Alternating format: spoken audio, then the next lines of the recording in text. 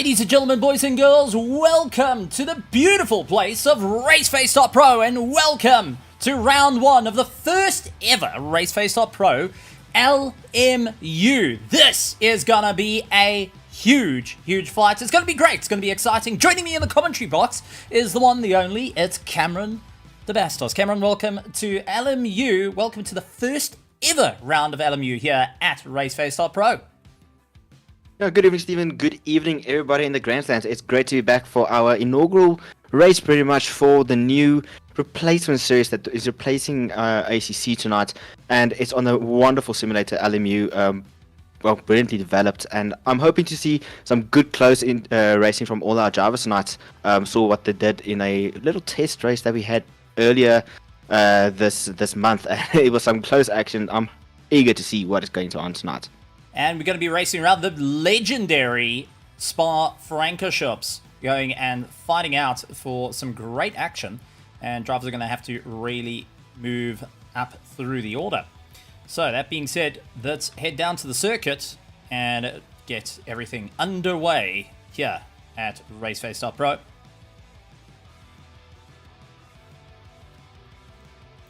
So we've got the drivers ready out on the track, putting in their best lap times, trying to really hammer down and get those top running orders.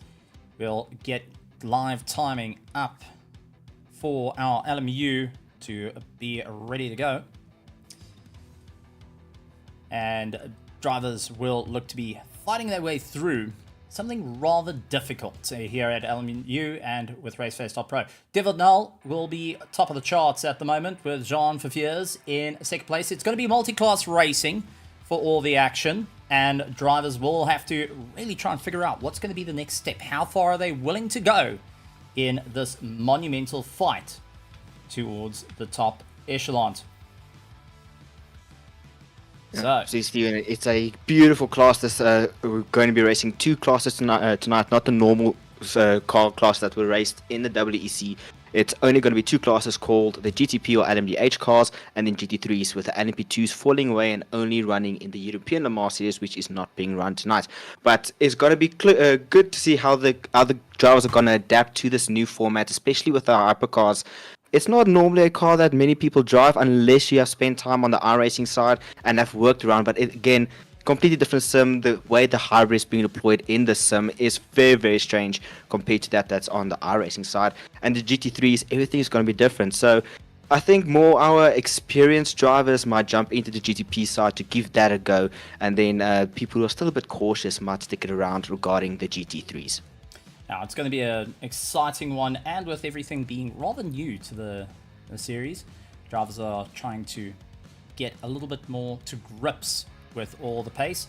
We just try and get the live timing up and going for you all, and this is rather interesting to fiddle around with. Again, hopefully we can get all that up and going there. There we go. It only takes a million things to get right or wrong. One of the two. But with that being said, let's take a look at all the racing action and who's going to be leading out where. Crystals leads out the pack in the Peugeot, hoping to really take on the top of the running. He's got Jan Kleins running in second place. Mark van Rensburg currently lying third. Lionel Clue, followed by Jean Fafiers, Jeff LaRue, and then we got Josma McCall. Jody Seidman out on circuit, going to be having a bit of fun. And we've also got a Jody Seidman cameras. We do see him get a little bit out of shape out there and really trying to put the hammer down. So there is Jody Seidman, going to be resetting the car. The man with the legend that is racing out in the GTP class. We have got the likes of Dorian Fingers, Daniel Esther, Arno Kraus, and Jacques Slater going and running in 12th. Moving on to our GT3 class. Brandon Kruger leads out the top of the pack with Bernard Barkhuizen in second place. Both BMWs being incredibly strong here and looking to really put in some big impacts. Then we have got the likes of Johan Blicknote, who is getting it all types of wrong. He's running in third. And Bego Krobler running in fourth place. Mandalozi Gabashi running in fifth. Sixth place is Julian Brands, Dennis Grillet, along with Darren Miller, Anton Lummers, Mac Roth, along with Jason Luck going and fighting through. Theo Gavansami will be putting his foot down. Francois Buerta, Michael van Rooyen. One GTP that hasn't set a lap time as yet is Dewart Nel down in 27th position. Not ideal for the Ferrari. Aiden Russell will be trying to get a little bit more pace. Jean Mossat, Daniel De Villiers, and Dean De Priest round out the pack. With that being said, let's bring in a little bit of audio to hear these beautiful beasts going around. Mixtures of classes and going and fighting out. Crystals out in the Peugeot, doing it for the French, looking to really put the hammer down. 7 minutes in this race, and well, in this qualifying, and drivers are going to have to try and figure out what is ideal for them to move their way up through the order. What's going to be the main game plans here to really push their way up into the top echelons.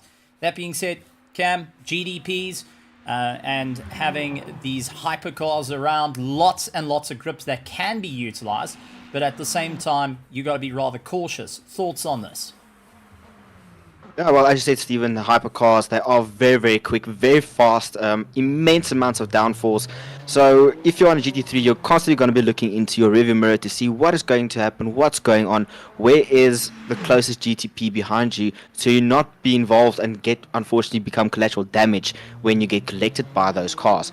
So it's difficult. These cars are going to run super low to the ground in order to get as much speed as possible on all the straights that is Spa. I mean, you pretty much cross the start-finish line, you turn one corner, and then it's a straight for the rest of the entire down the Kemmel Straight. So you really want a lot of downforce there, a lot of top-end speed, but then you also have to compensate in order to get the car to turn in properly in the middle sector, where it's a lot of slow, fast-flowing, well, slow and fast-flowing flowing corners, and it sweeps left and right, and it gets tricky where you want to get overtaken there. So these GTP drivers, word of caution, be very careful when approaching the slower class cars, because you are a rocket ship compared to just a moon buggy. You're going to fly past them, and you will not be able to avoid them if they decide suddenly, okay, I'm turning left now, good luck everybody. It's going to be an exciting one, and considering it is all the pressure to ensure that you're at the top of the order, especially for the first running of the races.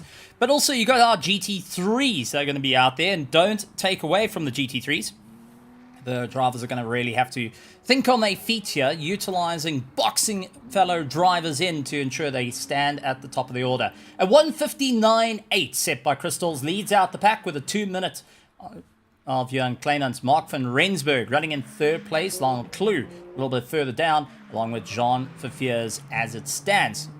So drivers are really needing to deal and go and get a little bit more pace underneath them here at the beautiful Spa. But we've also got to know, Spa, mixture of technical corners, high speed, and also a lot of scary moments for both classes, having to really risk it on the edge to ensure that they keep in the running order. 4 minutes left of this qualifying session.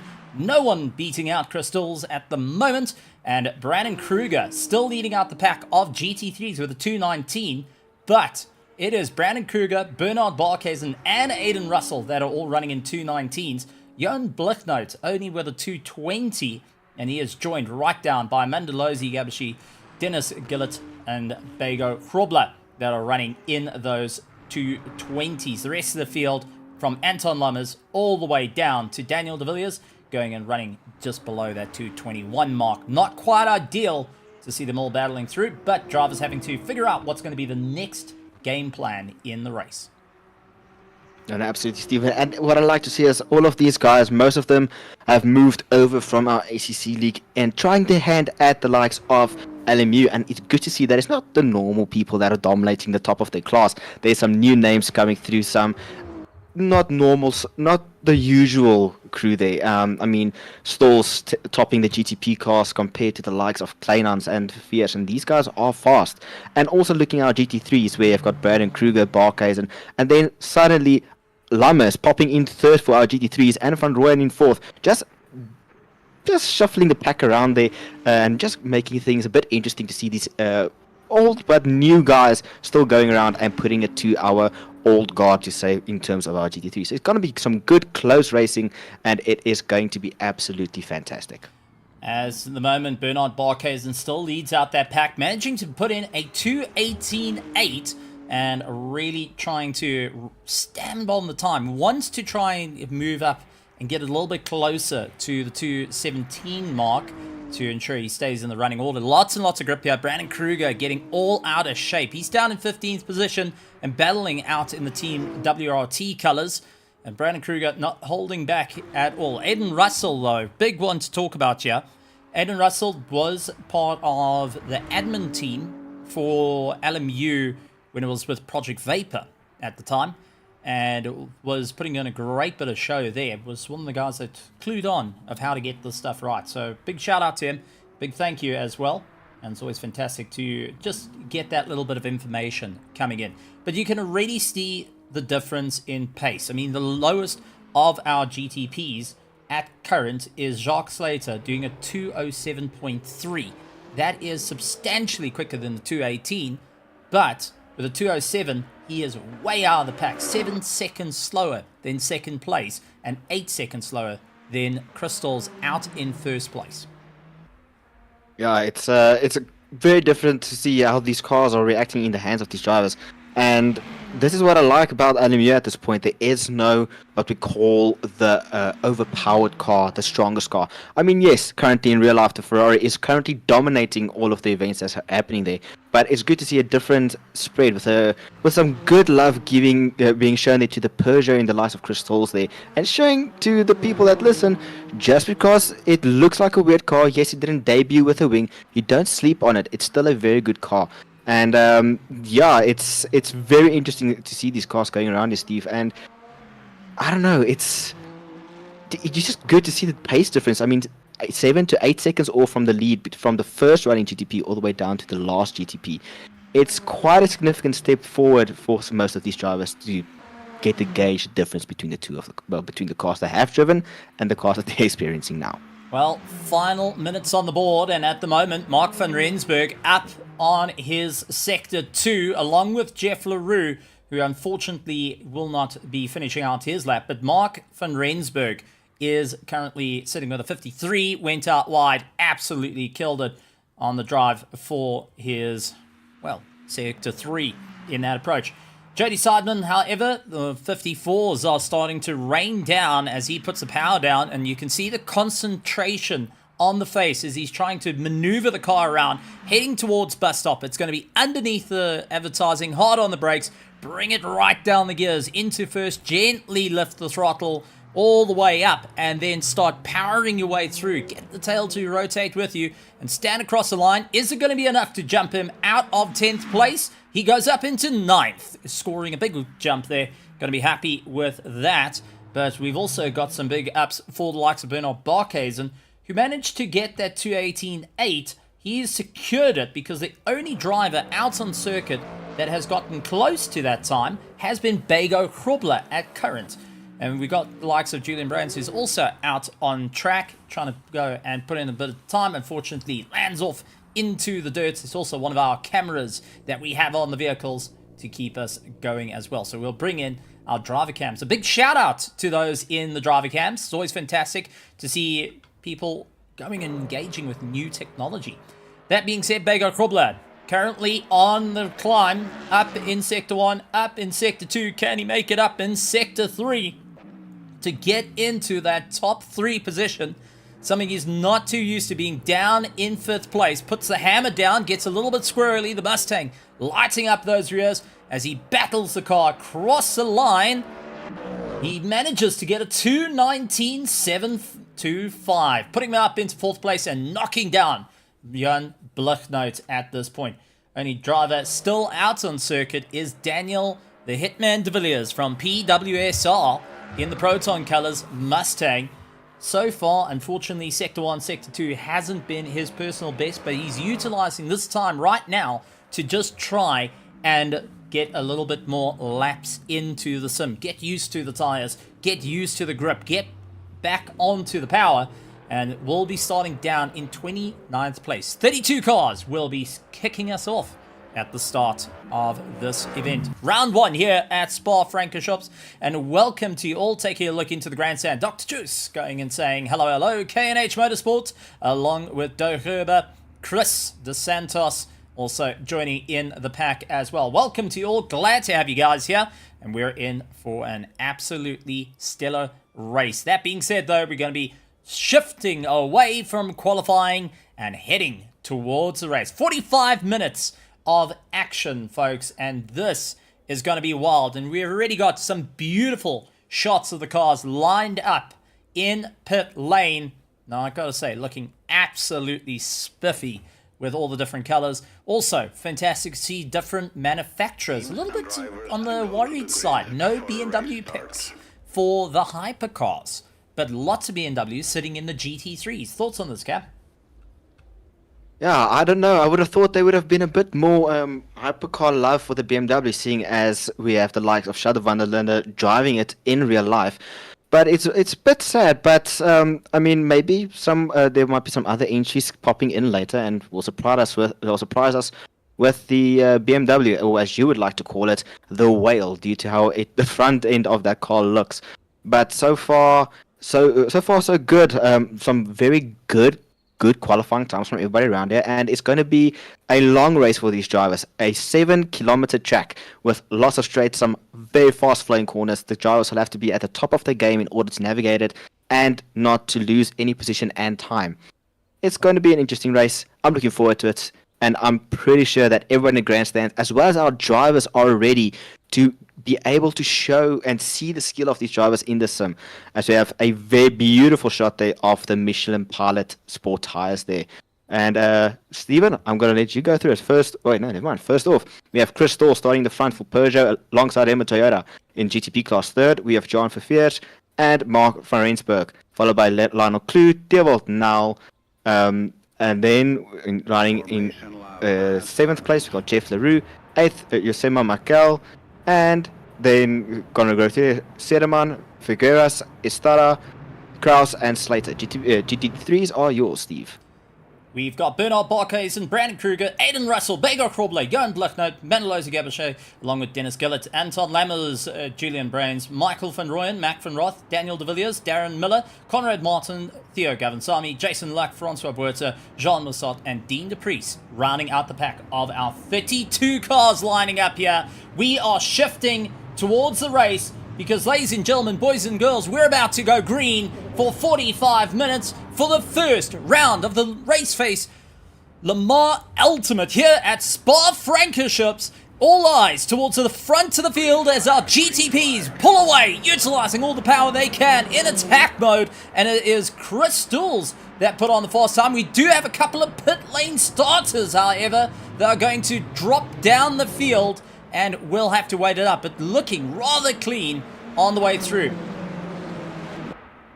Drivers trying to pick up the pace. Jean Verveers in 2nd place, right up against the rear wing of Chris Stolz, along with Johan Kleinans getting phenomenal drive out with the Ferrari, trying to box in the likes of Verveers. It's going to be hard work here on the power through. And Jean now dropping down to 3rd. Brandon Kruger, however, is going side by side with Barkhuizen. They are battling their way around in towards the top. And it is going to be a BMW 1, 2, 3 on the way through. But a huge amount of cars of Dennis Gillett leading out the charge in the McLaren for the GT3 class. But we have to reiterate, a pit lane starter, Arno Kraus in 26th position, currently in a hypercar. Jacques Slater in a Porsche hypercar, now having to maneuver their way through. Begor Krobler, who started in qualifying all the way up, is down to 30th position at current. It's quite interesting, even I wonder if they might have missed the go to grid time slot that they were given there for that 1 minute. But now this is going to be very difficult for the GTP drivers that are currently at the back and having to fight their way through these GT3 traffic. It's not going to be easy for them. It's going to be very, very slow. I mean, you can't just dive and overtake any GT3. You have to be patient. You are the faster class car. Yes, you're out of position, but that's at fault of your own. So you have to be very patient and not just make reckless decisions in order to avoid getting penalties. It's going to slow them down, and it's kind of shocking to see the likes of Grobe there choosing opting to start from the back. I don't know, might have been a mechanical issue or just missed the entire gridding section there. But as you see, some close fighting for the likes of our GT3s as they head through Blanchimont and just going through a flat out corner. sometimes maybe a small lift is needed, and then having the run up into the bus stop, needing a hard braking, bringing the car all the way down, spamming down through the gears, and then a hard right, and then a quick flick into the left as they cross over the line to complete the lap. As you see, a Toyota there stuck on the inside at the exit of bus stop. Jody Seidman, unfortunately, getting it all out of shape on the run through. Not going to be too happy with that one. Got a lot of hard work to try and bring it back into contention, down into 14th overall, a little bit closer to Honor Kraus, but out towards the top end of the field, Bernard Barkes and Brandon Kruger within a second of one another. They're going to be fighting it out tooth and nail. Anton Lummers going to be trying to power his way through, but we have got another spinner in the Lamborghini, the Iron Lynx. It's Daniel Estrada, who's trying to turn the car around, not having an easy time here, and just falling down the order. It does show that these hypercars are running into an issue, and also going and carrying a bit of damage as he crabs it all over the show and nearly contact. Oh, Brandon! No, that's not Brandon Kruger.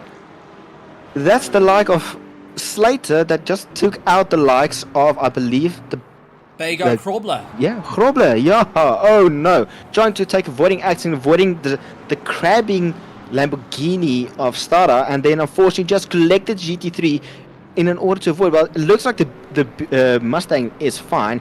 I'm not sure about the Porsche GTP there, but oh boy, some close moments there, and already some close racing, just showing the difference and difficulty these drivers are experiencing.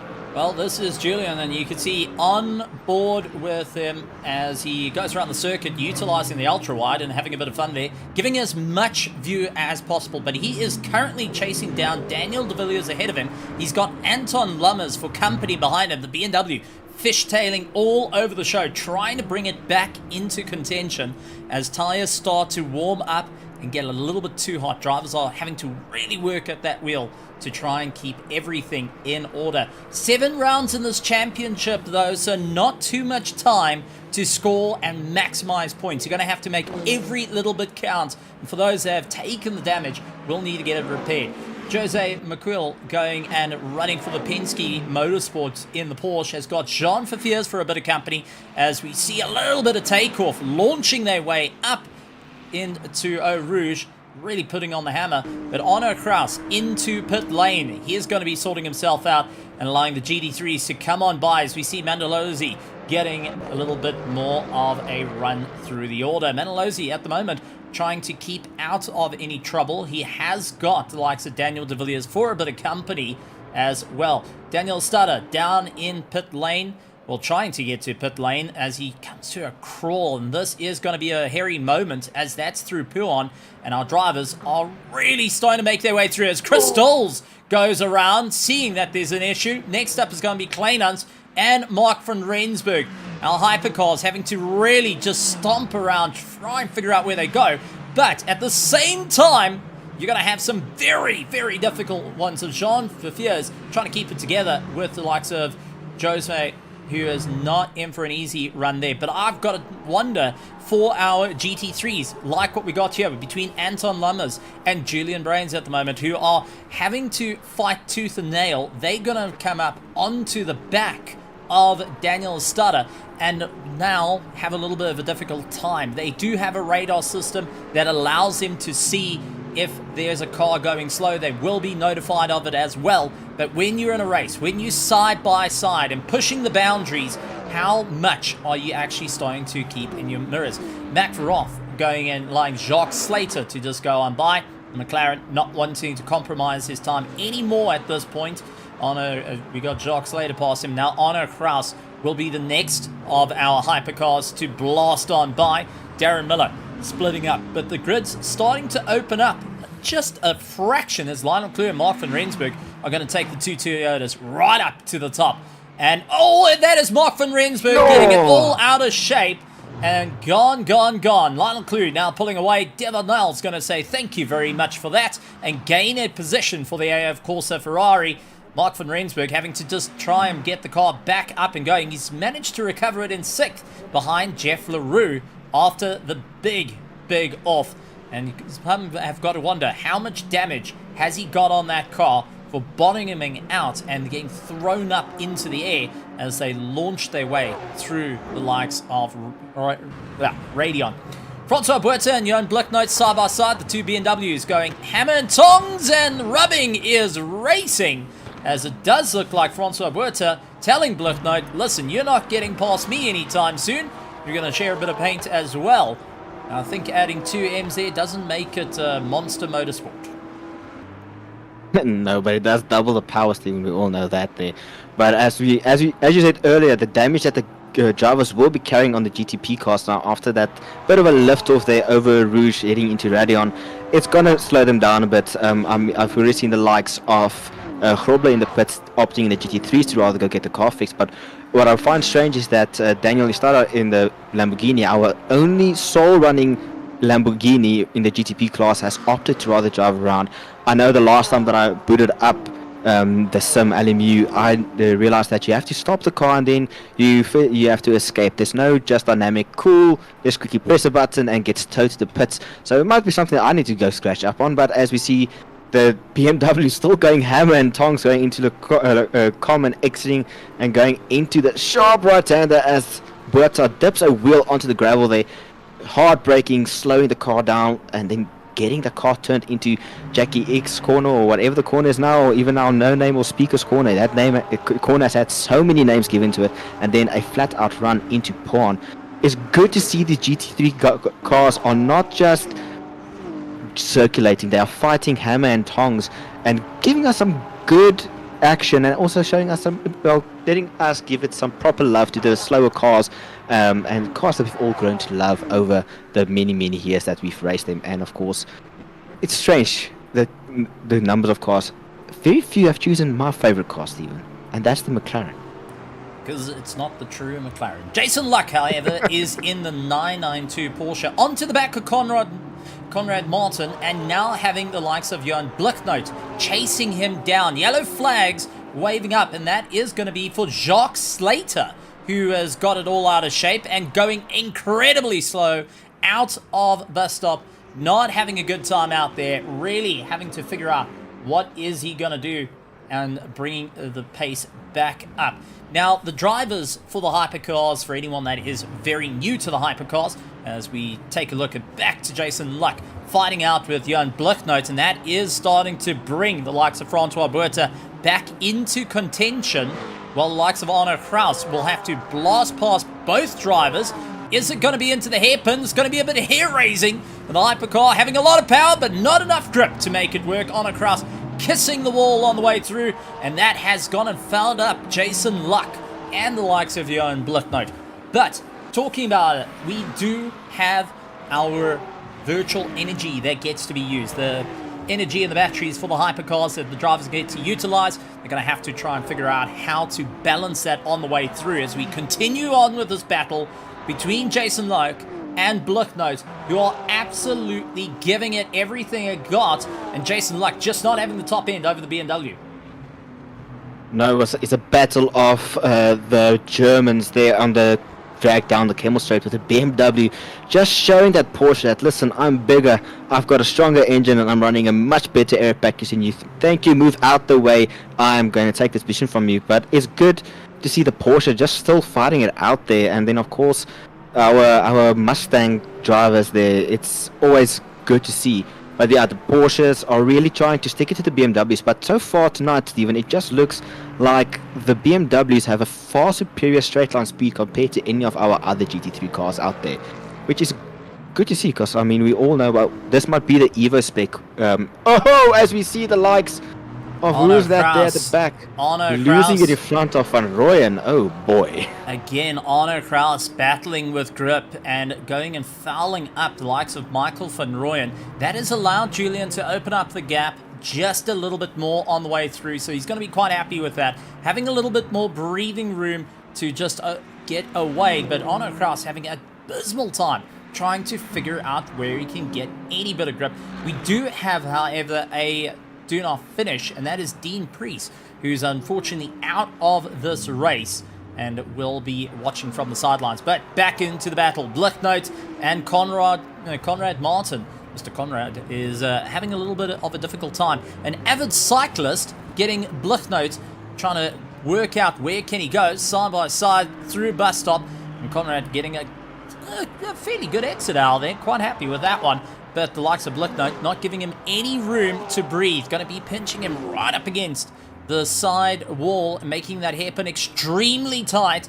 Conrad's going to really have to stand on the power as quick as he can. You're on Blicknote trying to look up on the inside. Both in BMWs, both having to utilize all the power that they can to ensure they're in for the top running order. It's going to still be side by side as Blicknote once again looks towards the outside, but is starting to have the likes of Lionel Clue, Crystals, everyone trying to come back at him. Change up for the lead though. Clay Nuns leading out the pack, with Crystals currently doing the fastest lap time of the race of the Hypercars with a 2:01, but it is late braking contact and secondary contact, and it just fouled up one Hypercar as well.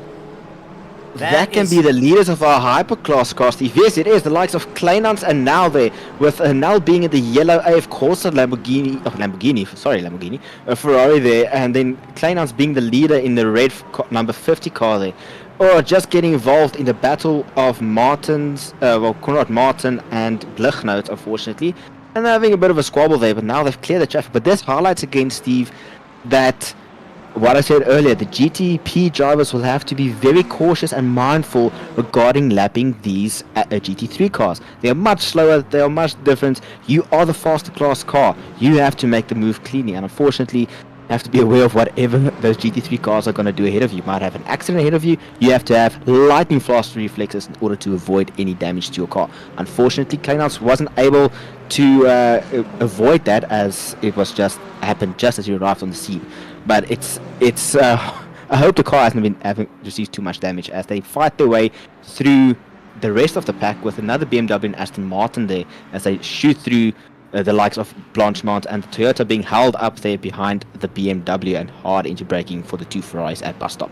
Yeah, it's still becoming a rather exciting Lionel Clue, however, in the Toyota starting to make up ground as Devot, Null and Kleinans keeping each other busy during the course of this race. But also we got Bernard Barkhuizen allowing Arno Kraus to get on by. That has brought in Brandon Kruger a little bit closer. But let's go back further down through the field. Jason Luck and Conrad Martin going and fighting it out with Francois Buerta in for the mix as well. Dennis Gillett getting involved with the McLaren, hoping that he can stay in for the fight. It is Buerta hunting down left, right, and center. Martin going and defending his position, not going to allow it to be lost at the moment, wants to keep as close as he can to Jason Luck to pull himself along in for this fight. Yeah, unfortunately, Conrad Martin now has to go and redo the move that he pulled on Jason Luck about 2 laps ago due to the contact that he had between himself and Blicknout. And we all know that the BMW of Conrad has a lot of straight line speed, as we see the move now again being replicated here on Luck, going on the inside into Lecom. Contact! Ricochet. Jason Luck tries to correct the car, hits the like of Conrad Martin, and Conrad Martin unfortunately loses out very badly there. And Jason Luck just says, sorry bud, you moved over, hit me, and that's my position. 4 cars wide, BMW, no rear wing, goodbye. That is not how the BMW drivers wanted this race to end for them. Now that's Conrad Martin going and having a serious amount of damage between the two contact. And unfortunately, that terrible ricochet going and putting him into the wall. He's going to have to limp that car around. Ultimate winner of it is Francois Buerta getting the jump over the likes of Jason Luck when they had it. But also, you got Dennis Gillett getting into the fight. Mark van Rensburg, however, is in a hypercar and fighting them for on-track position. No blue flags will be shown for him. He's going to have to just try and battle out. With 23 minutes to go, though, this is going to start getting a little bit spicy. Much like at the top of the field as Johan Kleinans, Dierwold Nel, and Lionel Clue all over the back of one another. Crystals coming and joining in for the fight as well in the Peugeot, going and adding a little bit of a French to the mix of our almighty Italians at the front and the Japanese at the back.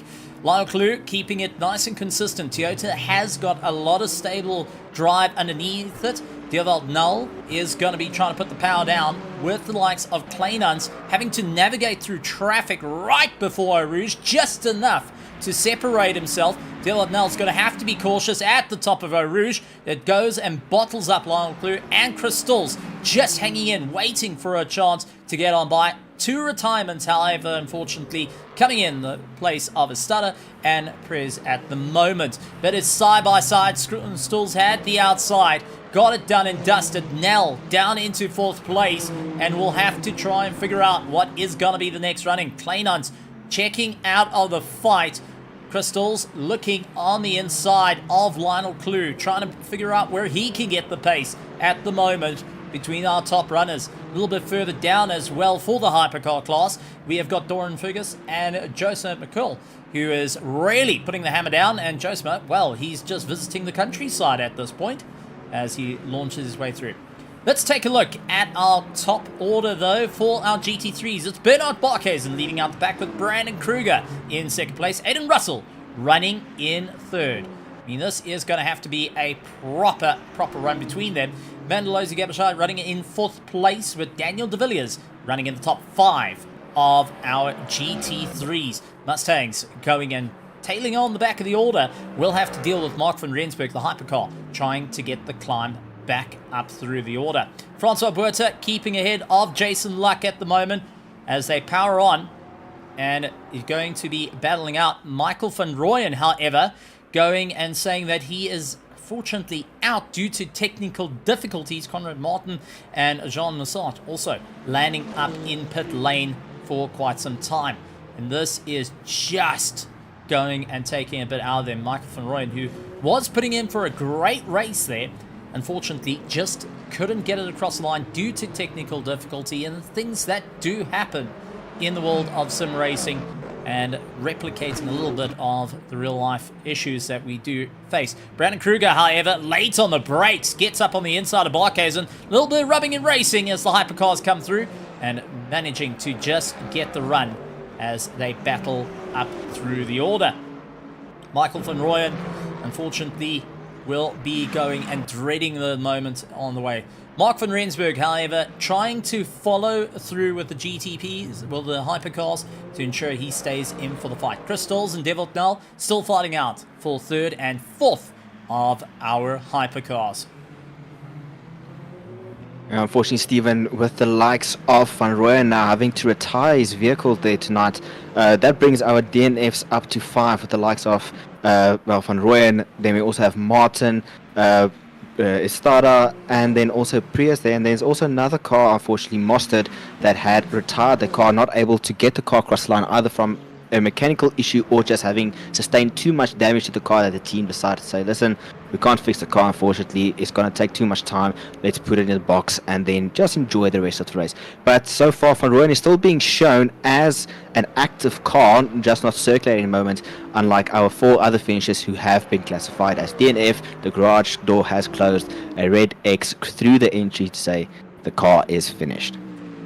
If I remember Michael van Rooyen, there was a name that lurked around in the world of motorsport, going back actually to Fantastic Racing, and we actually got to drive one of the Barber Dodgers, the Fantastic Racing cars. I wonder if that is the same Michael van Rooyen that goes and had a little bit of fun in that.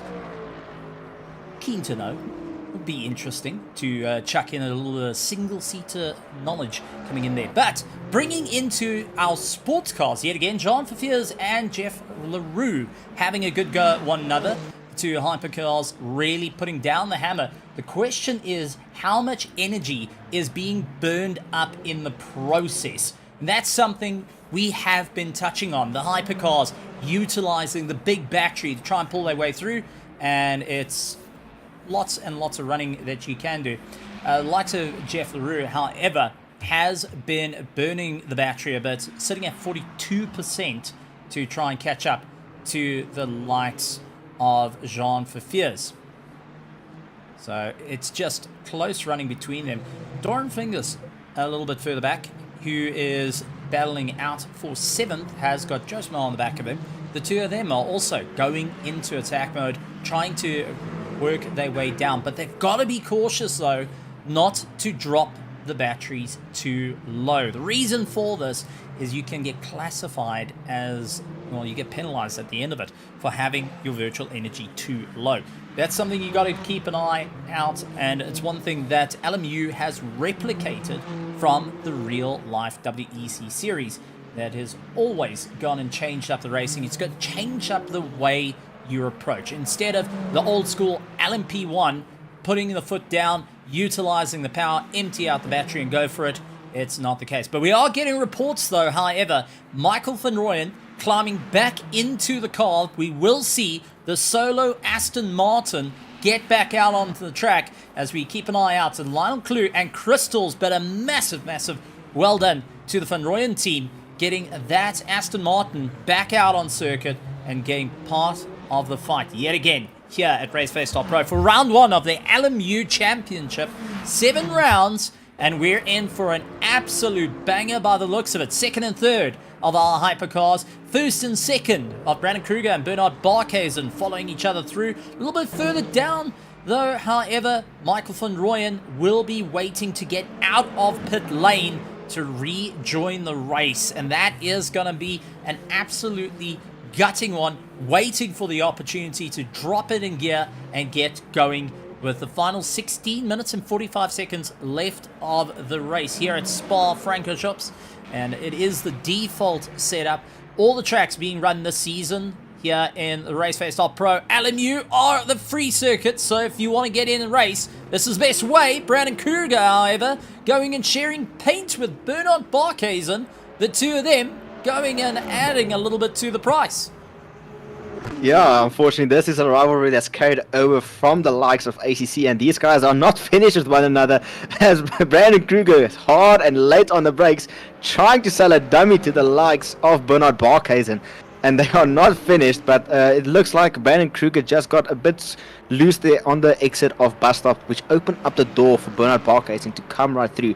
But now he's tucked into the slipstream of Barkhuizen onto the long Kemmel straight, with just a small flick to the right and tucked in again in order to just get it lined up. But look at that suction that BMW is giving the likes of Brandon Kruger. Hard side by side on the brakes, turning into the right hander of the car, flick left. Oh no! Contact between the two. Oh, nice correction. That's going to bring Aiden Russell back into contention. He's a little bit further back, but the tyres are going to be taking a bit of a beating here. Aiden Russell's going to be licking his lips at that battle. Jason Luck and Francois Buerta still duking it out. A little bit further down, though, as we do see Conrad Martin has still stopped. We've got Jacques Slater, who's in pit lane as well for the hypercars. Crystals keeping on the back of Lionel Clue, trying to make it up on the brakes, but just not able to. Clue managing to have a little bit more of a run. Jean Fifiers and Jeff Leroux fighting it out between one another, and they are fighting for 5th and 6th overall and in the hypercar class, with the likes of Doran and Josma running in 7th and 8th place respectively, trying everything they can to stay in the running order. Yes, I was looking at the previous standings. We previously had the likes of Kleinans and Nel fighting for that overall lead. But I don't know what happened to the likes of Nel. Unfortunately, I think the tires were just overused, and that just allowed, it dropped a significant amount of pace from being 7 seconds, or almost 10 seconds behind the lead of Kleinans, and just allowed the likes of Clue and Stores to sneak on by, and now they're having a phenomenal fight here. But as you keep on looking, the likes of Jeff Leroux and John Fifiers here, these two are going hammer and tongs of one another, not really giving up, just really pushing the limits of finding how far they can push the car, as well as the other competitor, finding where the limits are. As we have another yellow flag currently. I think another driver might have just dipped the wheel off into the gravel and dragged some onto the track there, as it's just disappeared there. But these two are really putting on a phenomenal showcase of skill here, as they are really trying to show the pride between the Italians and the Japanese. Unfortunately, with Fifiers just having a small lockup there, that's also a little something, Stephen, that these drivers will have probably spent a lot of time on. It's just getting the consistency of the brakes, as we have another lockup from the likes of John. The brakes in LMU, the pedal is very, very sensitive. It's not just one you can slam down on the floor. You have to very carefully modulate it in order to allow the brakes not to lock up, get the car stopped, and not just damage your tires. I think that is what most of the hypercar drivers will also have to learn and experience in the time in the sim, and the more they race it, the more they will understand it. We got another retirement, unfortunately. Dennis Gillett saying he's out of the running. Michael van Rooyen confirming with the team that they just not able to get the Aston Martin out there is a greater technical difficulty that is preventing the car from getting out onto the circuit, and just rather unfortunate as we do see LaRue trying to get on the power, and we jump on board to go and see it battle out on the way through. Up through the power, trying to do everything they can. You can already see how the drivers are making their way through. Flat on the gas for LaRue as he tries to get up to that 300 kilometers, utilizing a little bit of power to pull the car along.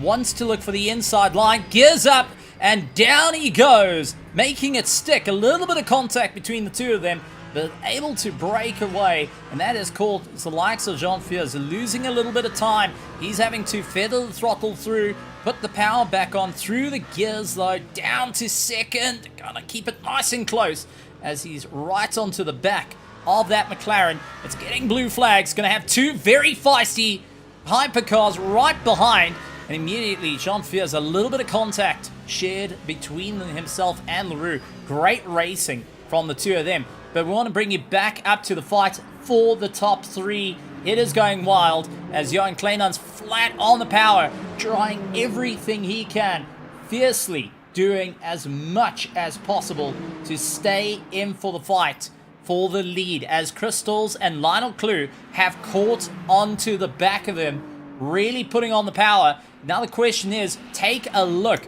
Final 11 minutes left of this race, and our top 5 sitting with their batteries below 30%. It's going to be who's maintaining. Crystals getting a huge tank slapper out of bus stop. Clue not able to capitalize though. Quick flash of the light saying, sorry bud, couldn't quite get you there. Gonna try it again a little bit later on, but down to 19% on his energy. This is gonna be a rough time for the hypercars to just stand on the gas. They're gonna have to now start managing their pace. They're going to have to manage what the battery usage is with these cars and ensure that they keep on going. Yeah, so they don't want to, well, I don't know if these drivers will have it in their game plan of saying, listen, we put in the last 5 to 10 minutes, well, if the last 10 minutes, they will have to do it the next time around, because 19% is cutting it quite close, as we have seen the likes of Slater already gone into the pits, got the battery recharged, well, is a virtual engine recharge to 74% there. So these drivers will have to really manage how they're going to do this. It's very difficult to feel safe within the likes of a hypercar. You can't just be 5% on the throttle, because even then it will still be using your battery, and of course you will be burning fuel. So these drivers will either have to lift significantly early before they head into the braking zone, or just push out flat out and say, cool, let's put it into the pits, let's get this car topped up for the final piece. As we see a Mustang, they join at the exit of Puan, and then just slot in front of the other Mustang there. But these GTP drivers will have to be very smart, very careful on how they manage their batteries and virtual energy from this moment forward. This is Mendelozi Gabashai in 4th place with Daniel De Villiers of PWSR right onto the tail. These two have been closing up on one another for quite some time, waiting for the opportunity. They're a little bit far back from the likes of Aiden Russell, running in 3rd place on the running chase. But it's still going to be some great racing as the two Mustangs have to navigate, and you can see really utilizing every bit of the circuit possible to try and keep out of the way of all the cars, as we do see Devod Nell in the AF Corsa trying to navigate his way through, up and down through the middle. 8 minutes and 56 seconds to go. That is going to be queuing on for drivers to push as hard as they can. Francois Buerta dealing with Theo Gavansami as they fight, lying down in 13th and 12th position of the GT3 class. We've also got, unfortunately, a number of non-finishers out in the pits, and they will be watching from the sidelines. Jody Seidman, however, is in a race of note with Doran on the back of him, and Jody hoping that he can really put the power down and carry on the drive all the way through. You can see the intent, the focus, watching the mirrors, looking up towards virtual mirror, trying to get the braking just right, swinging in and utilizing, that would be one of the Thrustmasters. I think that's the 238 or 248, one of the Thrustmasters out there, and he is just trying to snap the toe of the likes of Doran at the moment, who is keeping him to pressure on him, bouncing up through Eau Rouge. Not going to be too comfortable on that run. A little bit further down, though, we have got down in our GT3s. This is Julian Lorenz, who's so far been keeping the most consistent of our GT3s out on track, which is always fantastic to see, and especially with the difficult racing at hand. So Julian just keeping out of the way, trying to focus on his racing lines and just keep everything a little bit more centered on the power through, utilizing his Mazda by the looks on that steering wheel. Good to see that drivers are really keeping it going till the very end, but it is going to be a chase right the way through, as first and second of our hypercars, last 7 minutes to go. Johan Kleinans and Crystal's back on top of one another. Crystal's last lap time has been significantly quicker on the way through. His best lap time was a 2:01.97, with Kleinans, who did do a 2:01.793. Kleinans has been battling to keep the grip on the car the whole way around, and ultimately getting a little bit more top end, but not as stable as the Peugeot. Comes cruising over the top of a Rouge. Bego Krobler minding out of the way for Lionel Clue, who is just trying to keep himself in check. Yeah, Stephen, the Ferrari unfortunately bleeding some pace here now at the closing stages of this race here. And that brings into question, how much tires has he used up throughout this race? And has the likes of Stolz looked after his tires a bit better by giving up the lead and just fighting his way back through the course of this race, looking after them better and managing them? But now this also brings up, as we see the stats here, the fuel usage. As we see the likes of Clue there with only 11% left on his virtual energy, and then the two front drivers only separated by 1%, with Kleinans on 17% and Stolz on 16%. Kleinans has a little bit more in the tank with 1%, which might not sound much, but might make a difference on this, on when he can push that final little bit where the likes of Stolz will have to save a bit more in order to match the likes of Kleinans.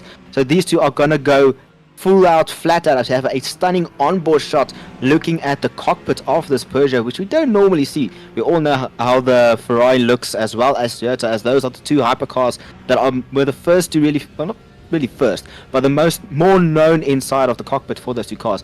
And I have to say, I absolutely love the steering wheel of this Peugeot. But we have a phenomenal shot as the likes of Kleinans tries to close up, of Stolz closing up on Kleinans. Kleinans closing the inside door, locking up a bit, but both not able to really make the move stick as the exit bus stop and across the line for what can be the third or second to last lap, with a gap only under a second. These two are really giving it horns now for the final lap, Steve. Yeah, just trying to get that power down, trying to get everything done and dusted. It's going to be hard work to continue on the drive. Kleinans just getting a little bit more of a better exit ahead of Stolz, who I've got a funny feeling is starting to lift, starting to feel that pressure and continuing on the climb. Another little thing to bring up, Daniel de Villiers running 5th in the GT3s, chasing down Mandalozzi. He is going to have a change of position because Arno Kraus is on the same lap as him, trying to figure out how he can get by in the Toyota hypercar, and just losing the rear as we bring him on camera. Unfortunately, commentator's curse strikes again as drivers continue on the pace. Taking a look to our virtual grandstands, we have got Alan Patterson, leader of the PWSRs, that are going to be cheering on. He will be shouting for Daniel de Villiers to keep on the power, saying, come on, you need to focus up here. Manalozzi's just ahead of you, running out of time. We've also got Werner Skuman, who's been keeping a very close eye on all the action, hoping that he can see some proper potential from drivers. On across, back on the charge, getting past Daniel de Villiers. Daniel opening the door, but now allows Arno Kraus to be that wrecking ball. Mandalozzi getting overtaken. That goes and takes out the fight of even Daniel de Villiers, utilizing Arno Kraus to try and barge his way through. Johan Kleinans, though, still fights it out with Crystals in the remaining dying minutes of this race. It is still a chase down for position with our hypercars.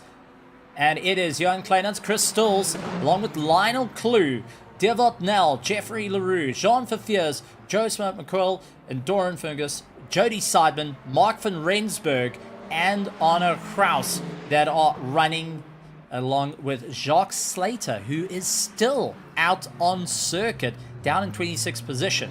But our GT3s, however, great racing coming in with the likes of Brandon Kruger leading out the GT3s. He's got Bernard Barkhuizen for a bit of company, and the likes of Eden Russell, Mandalosi Gabashai, and Daniel de Villiers, Anton Lummers, Johan Blucknote, Julian Brains, along with Mac Roth, Darren Miller, Theo Gavansami, Jason Luck, Francois Buerta, Bego Krobler, going and rounding out our running pack of GT3 battling here at the beautiful circuit of Spa-Francorchamps. Mark van Rensburg, Jody Seidman getting caught up behind Bego Krobler. Jody going and really tried standing on the gas, and it looks like Jody Seidman out of the race and is retiring the car. So Jody Seidman out of the race. Mark van Rensburg going to be happy with this to continue on the drive, but that is a blow for Seidman. Brandon Kruger trying to make his way through as Bernard Barkhuizen had a bit of a hairy situation, needing to really focus on the charge to power his way up through the order. It is, however, Chris Stolz currently leading out those that have put the fast lap time. Personal best in Sector 1, trying to put it all together for Sector 2. Cam, this is going to be a chase down to the wire. We're going to have one more lap to go by the end of this. Chris Stolz, at this current point, is sitting only a 10th quicker than Johan Kleinans. Yeah, this is now where both drivers will have to really make sure they have enough in the tank, enough to pass and not get the penalty as they cross, not burn too much fuel or battery, and just make sure, because Kleinans will have to use his battery now to make sure that he stays ahead of the likes of Stolz, while Stolz will be able to just say, okay, I need to make sure I have enough to get close enough to the likes of Kleinans, but not just close enough, but also pass them as they go for the final time into the La Source hairpin, where it's hard braking.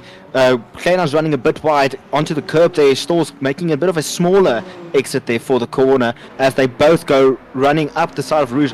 Stolz is trying to looking for where he can make a move up a Rouge there, but not very a common place to pass as they get hit by the likes of a BMW, and then it's a long drag down the Kemmel Straight. Who's got the better speed? Who's got more battery to burn? Who will be the best on the brakes?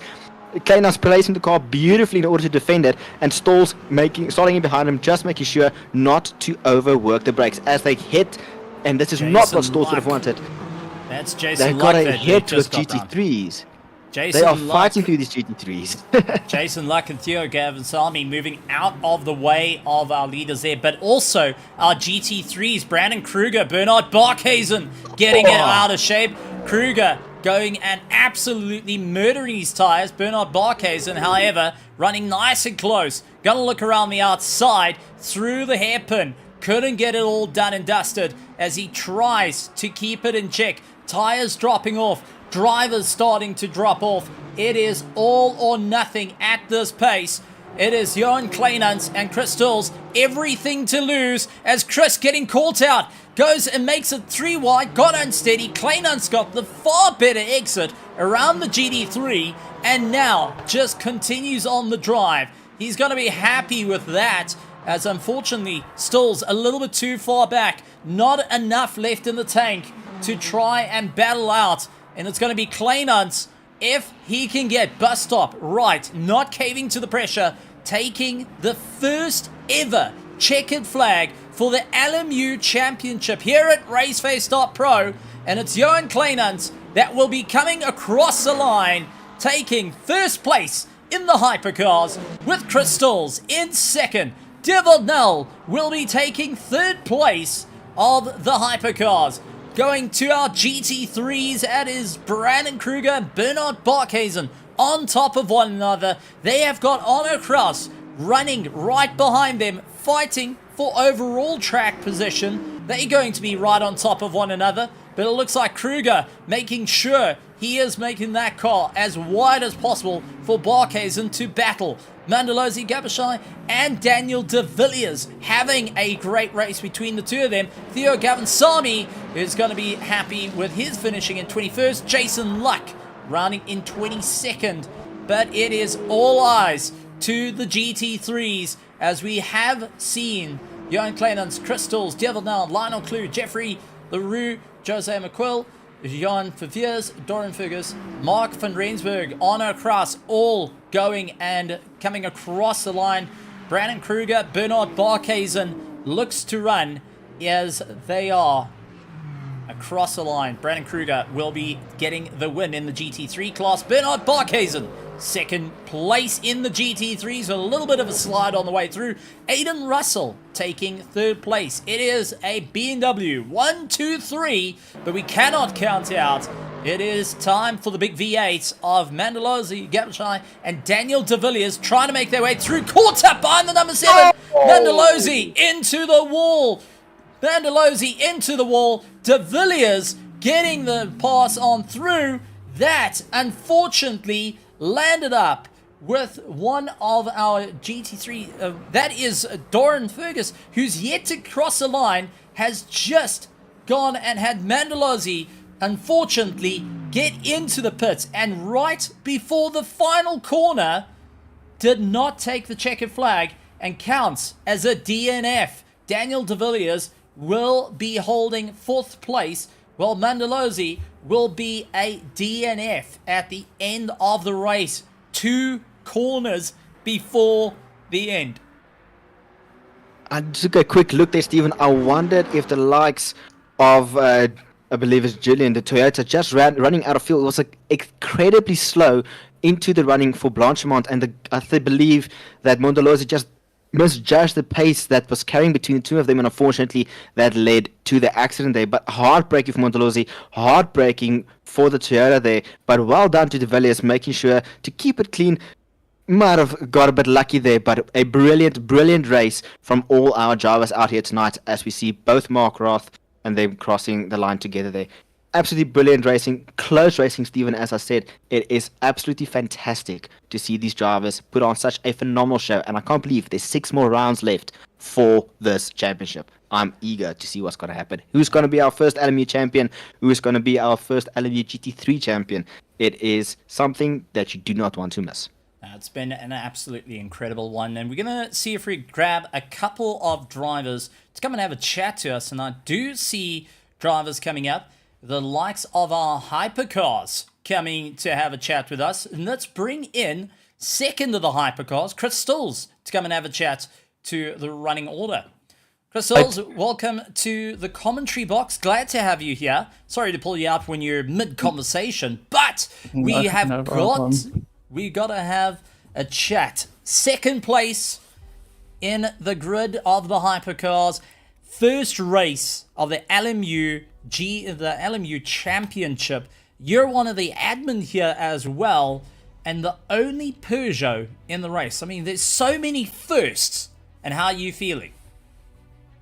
Yeah, I'm happy with the recovery. All in all, not too happy because I felt like I definitely had the pace to win, but had a little incident with some back markers and lost a lot of places. Fought my way back up to second, so good points for the championship, I guess. But yeah, I mean, all in all, it's not too bad. Had a good qualifying and had a good battle with a couple of the guys, and congrats to the podium as well, and especially Jan, who didn't put a foot wrong for the entire race. So yeah.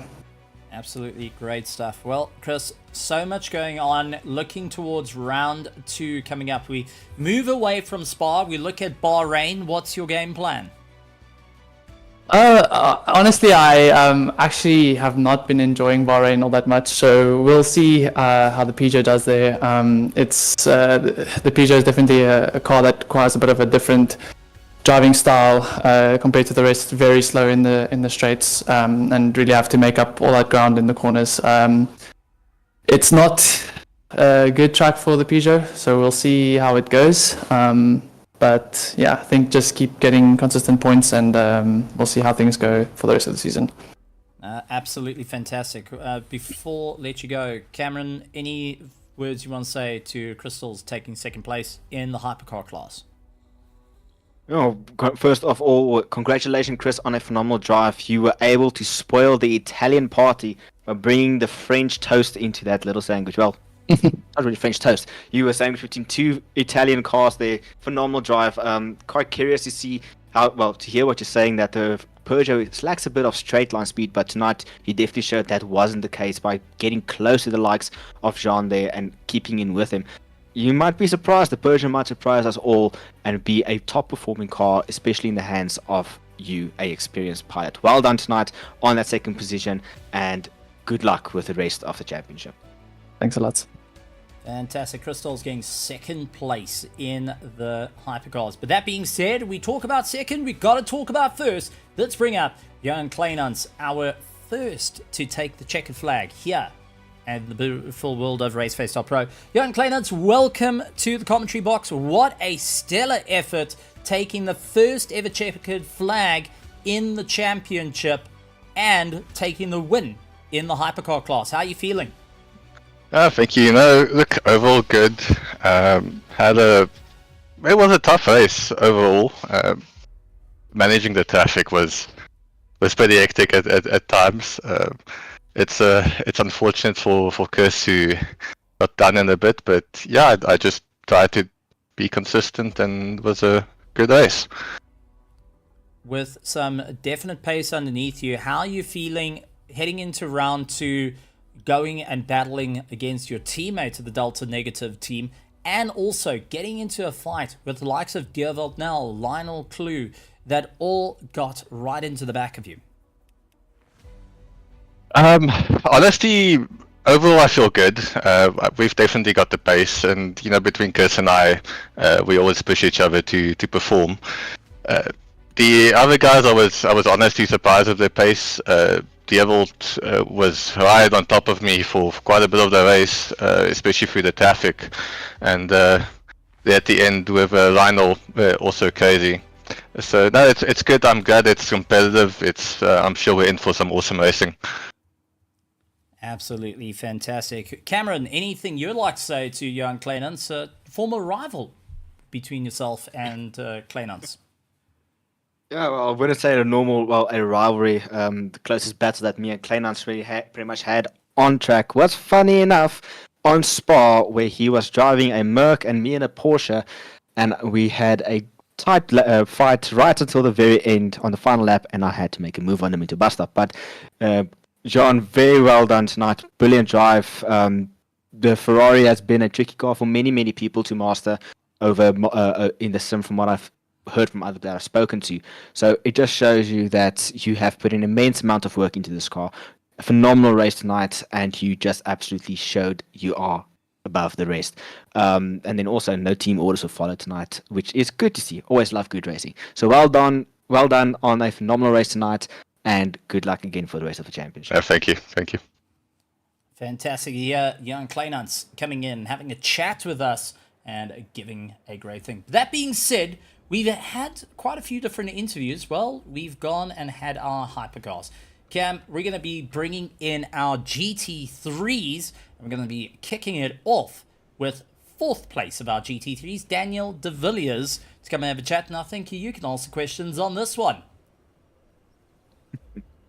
Thank you very much, Steve. Daniel, welcome to the commentary box, and congratulations on the 4th place there in a car that we are not normally used to seeing you drive, the Mustang from All Source. Normally you are always in the Nissan, the Godzilla of the GT3 cars. How was tonight's race for you? How did you experience it being in that car and having these hypercars lap around you? I didn't expect to be pulled in so early. I should have written a speech or something. But yeah, I have no words. I missed the Nissan though. But this Ford is not too bad. It's the only car I can afford in the LMU series. The sponsors and everything is not so great at the moment. But hopefully they will see me and gooi me some cash there to go buy some new cars and stuff. But it was actually good. It was better than anticipated and had a pretty good start. And yeah, I couldn't catch that Gambushi dude. Yes, he was quick. And then very unfortunate, he got collected by a slow car on the last lap. So yeah, but yeah, I'll take it any day. I mean, well, you just mentioned it there. Unfortunately, in the end, we were lining up for a brilliant battle between you and Gambushi there, and it was a good fight. Unfortunately, getting collected there by the likes of the slow-moving Toyota there. How was that experience? That the feeling you felt of, oh, I'm not going to be able to get this car, to immediately saying, oh, I got 4th. Walk us through that mindset that you had there. It must have been something. It must have been a shock. So coming to that moment, my teammate Darren Miller, he finished because he was lapped and everything. So he finished and he was spectating me, and all I heard he say was, "Are we gonna see if they dive there, Hitman?" And I'm like, "No." And then all of a sudden that car just collides with the other one, and I'm like, "I'm 4th." So yeah. So the Hitman has done away with his ways of diving. So Steve, we might have to change his name from the Hitman to the Diver, if that's what it is. Well, you have to pull out some dive moves there. But once again, well done from our side, Daniel. You really put on a good show, and it's still strange for me to see you in the likes of a Mustang compared to the Nissan. But well done on the result tonight, and hopefully get to grips to more with a Mustang and bring that car into a higher podium contention with the likes of Brandon Kruger and Bernard Barkhuizen. Steven, I don't know if you have any questions for me there. With that being said, anything you would like to say to all the amazing petrol heads out in the virtual grandstands that were cheering on tonight here at Raceface.Pro and watching the multi-class action? Oh no, I just want to say thanks to Chris and everyone that organized this. Not too bad for my first LMU race on Raceface and so on. I haven't got a few hours. I only have a few hours in this game, but it's still a big learning curve for me, and for the others most possibly. But yeah, it will get better and everything, and the people, they must just be patient. It's still a learning curve. It's something new compared to from where we started and so on. Absolutely fantastic. Well done to Daniel de Villiers, finishing up in that 4th place, having a stellar run. Let's bring up 3rd place, Aiden Russell, to come and have a chat to us. Cam, you lead the way. Oh, Stephen throwing me to the wolves there. But Aiden Russell, welcome to the commentary box there. Well, here with us, the kettle's on your right-hand side as you enter. Don't drink my coffee. That's my coffee. You can take some of Steve's coffee there. But welcome to the commentary box. Phenomenal race from you tonight, securing the 3rd position, the final step on the podium for our inaugural LMU race tonight. Walk us through your emotions and how you experienced this whole race tonight for you. It was a fun race. It was fun. It was quite I think I was in a bit of a no man's land for most of the race, just kind of by myself.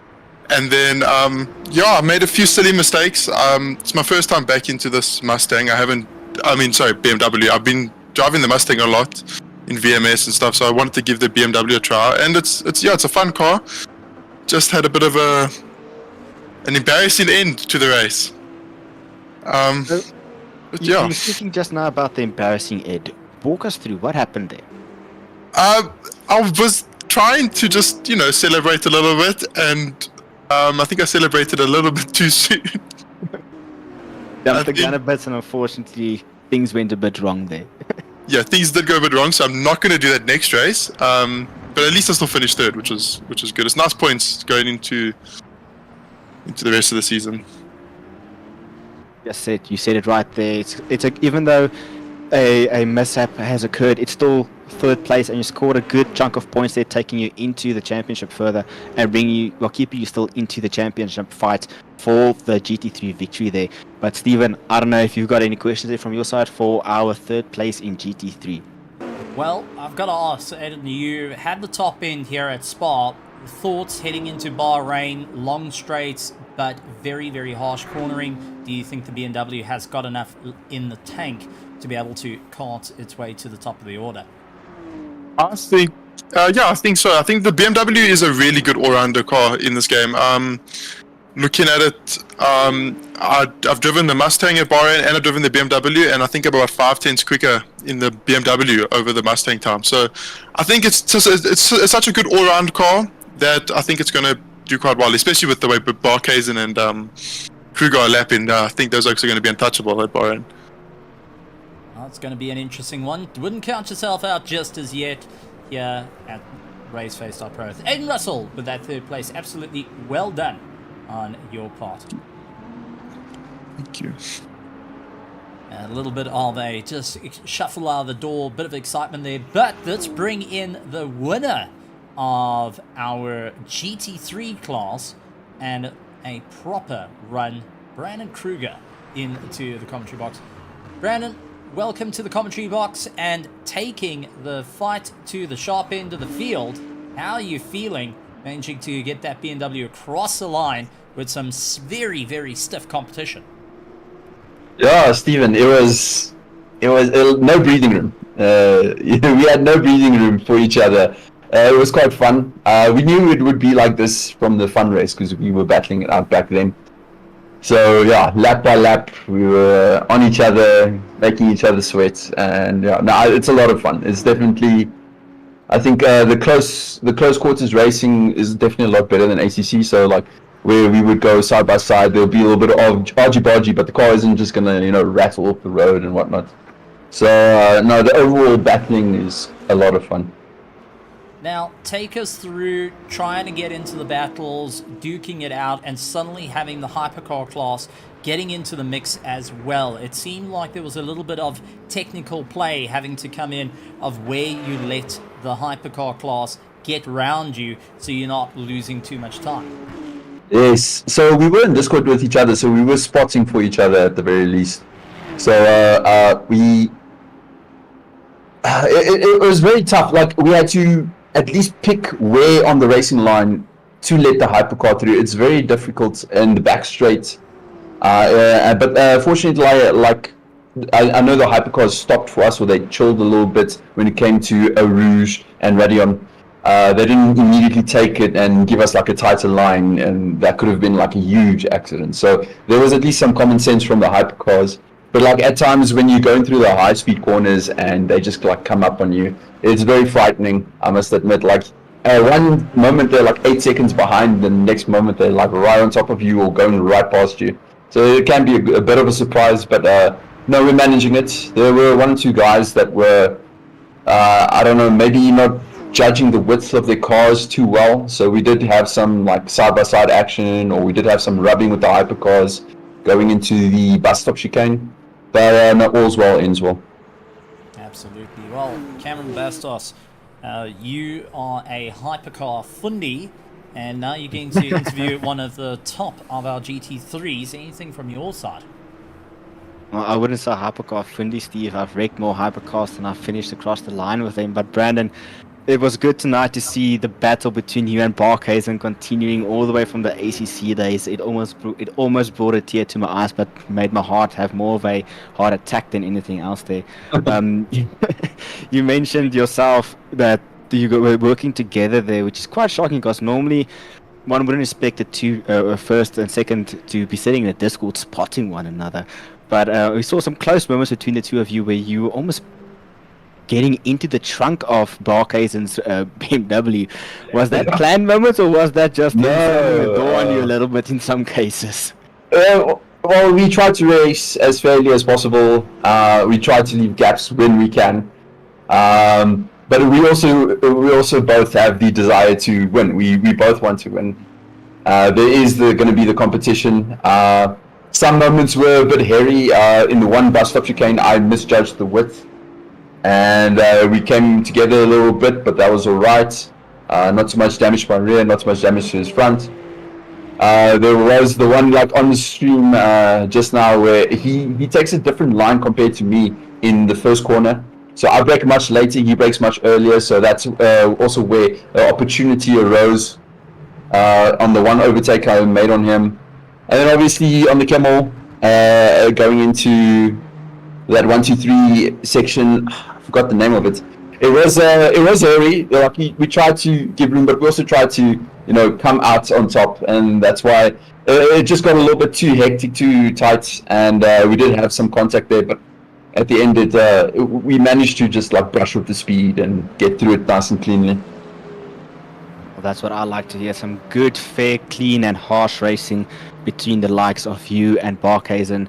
A rivalry that, even though your teammates will probably go until who knows how long, until the end of time, and I love to see it.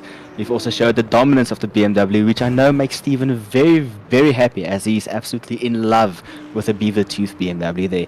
But well done again tonight on the victory, the inaugural GT3 victory in our LMU series, and good luck with the rest of the season from our side. Thank you, Kim. Brandon Kruger coming and having a chat. But ladies and gentlemen, boys and girls, that does bring us to the end of the broadcast, and a bit of a sad one, in fact, with such great racing out there, some close side-by-side. I've got to say, been really interesting, but Cameron, we heading to Bahrain next week. We're going to see some action going back at it, fighting for the top order. Your thoughts, the end of round 1, looking at round 2. Well, as I said, Stephen, at the beginning of this stream, it's going to be a fantastic championship. Some very close racing that we already saw tonight. It's going to be interesting to see how the guys are going to set up, well, the driver's going to set up their car for the likes of Bahrain. It's a long, bumpy circuit, as the cars from F1 have shown it. A lot of porpoising, but the drivers, well, these cars are usually used to that, as porpoising has been part of the WEC cars for a very long time. So these cars, we're going to see a lot of bottoming out. We're going to see who has the best top end speed, who can handle the tricky corners, the hard braking into tight corners the best. I'm hoping to see multiple switchback moves like Fernando did a few years back. So I'm gearing up for a close, action-packed race, and I can't wait to see what the results will be at the likes of Bahrain. Well, that being said, ladies and gentlemen, boys and girls, if you are interested in the racing, head over to SimGrid, look up Raceface.Pro, take a look in the description as well. Make sure you hit the subscribe button, leave us a like for enjoying the racing, and also join us out on our Discord here at Raceface.Pro. We're looking forward to having you all. Coming up tomorrow night, however, is going to be round 2 of our ACC GT3 Championship. Our Thursday nights continue with tons and tons of action. From myself, Stephen Koenig, and joining me in the box, Cameron DeBastos, we would like to wish you a great evening. And like always, we'll see you next time.